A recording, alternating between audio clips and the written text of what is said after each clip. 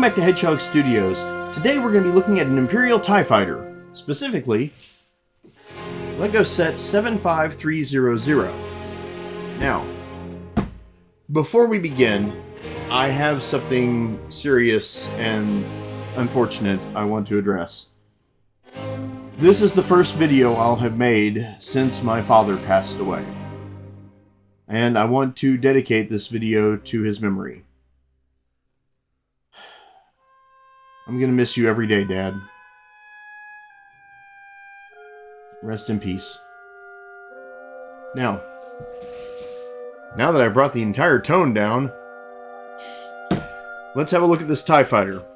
This specific TIE Fighter was released in January of 2021 and retired just a month ago.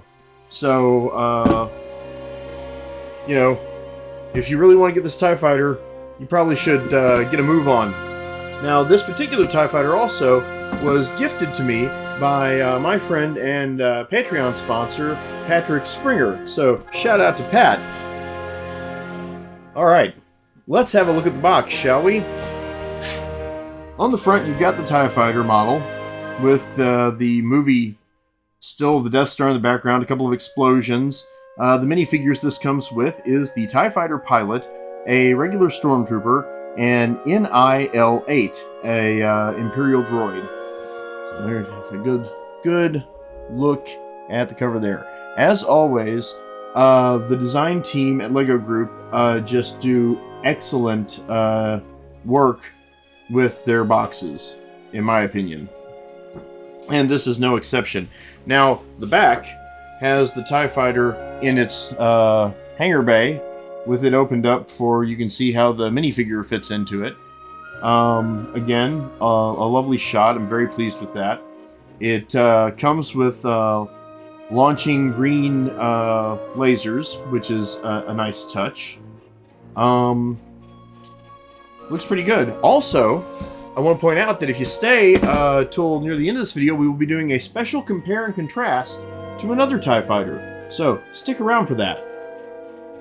Now, let's see. Play it in LEGO Star Wars: The Skywalker Saga. So you've also got a plug for the video game. Now,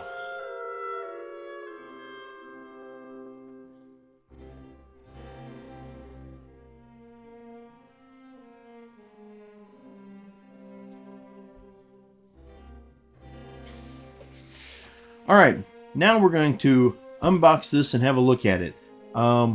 We had a bit of a clip there because we had some penny trouble here. But she is a good kitty, even if she is in an attacky mood. So, alright, so, as we have taken a look at the box, get another couple of good shots of it there. Got a little bit of glare there from the lights there, but let's go ahead and crack this open and see what we've got inside.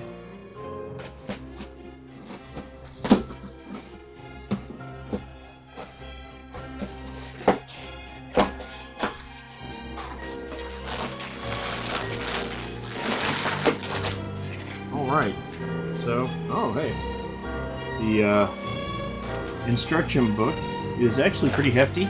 It's even got a spine. It's not just saddle stapled or whatever. Let's see here, anything else?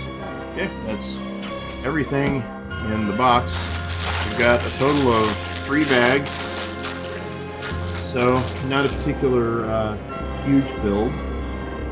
Let's see, how many pieces is this? This is 432 pieces, so this should be a pretty quick build. So, let's get to it, shall we?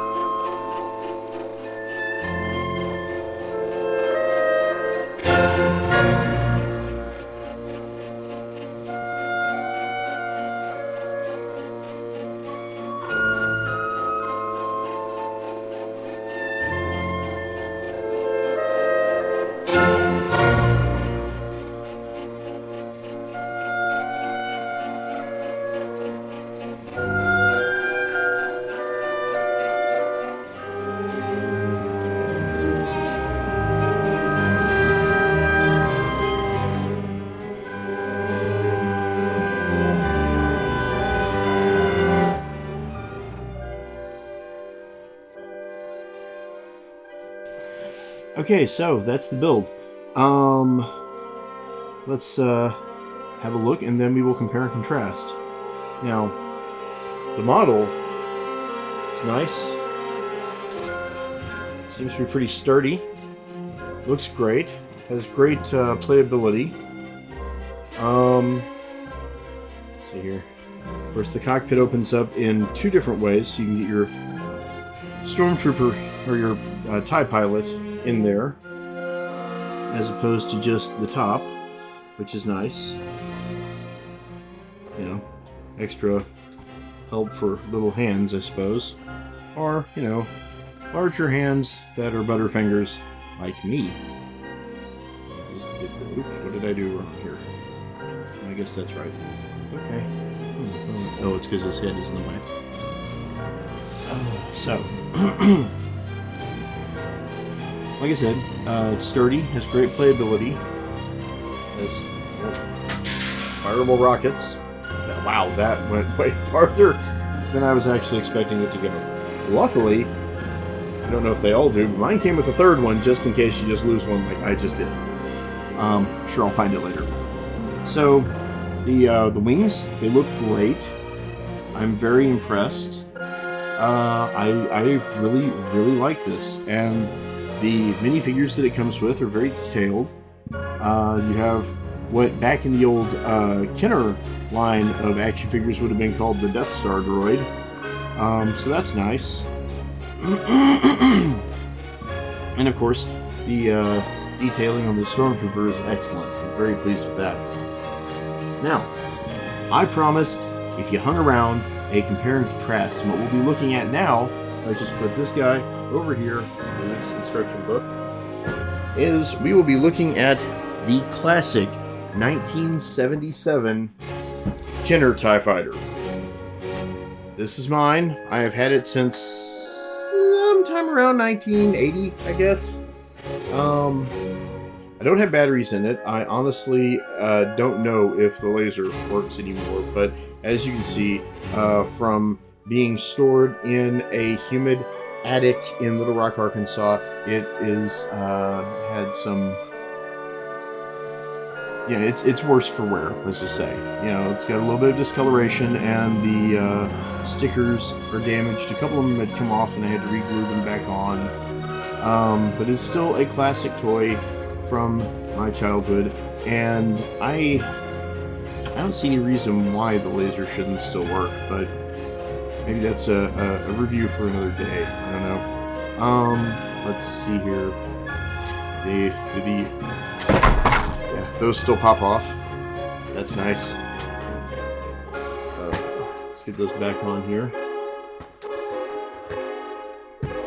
You know, Kenner, especially with vehicles, some of their early Star Wars action figures, the molds left a little to be desired, but the vehicles were always excellent. They really were. This was one of my favorite toys as a kid. When they brought them back out in the Power of the Force line at the mid-90s, they used basically the same molds, except for the TIE Fighter. They did improve it in that the stickers were gone, and instead they had actual molded panels, which looked great, and I will forever kick myself for not having picked one up when it was new on shelf.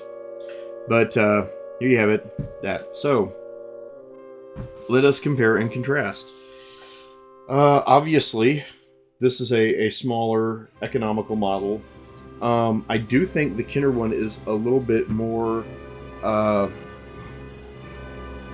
movie accurate to scale. I think that the wings should be out maybe just a tad farther on this.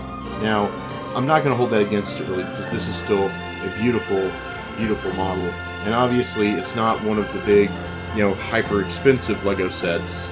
You know, this was, you know, pretty economical and whatnot, so I'm very pleased with it. So I'm not going to hold it not being absolutely perfect against it, because I'm not a jerk.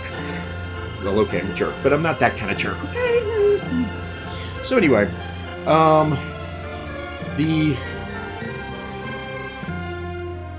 The cockpit pod looks great.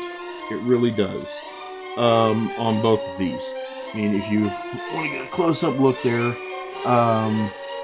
you know, the modeling is perfect. In fact, the only thing, and honestly, the only thing I really would change about the Lego model, honestly, is they didn't include the ribbing on the inside of the wings.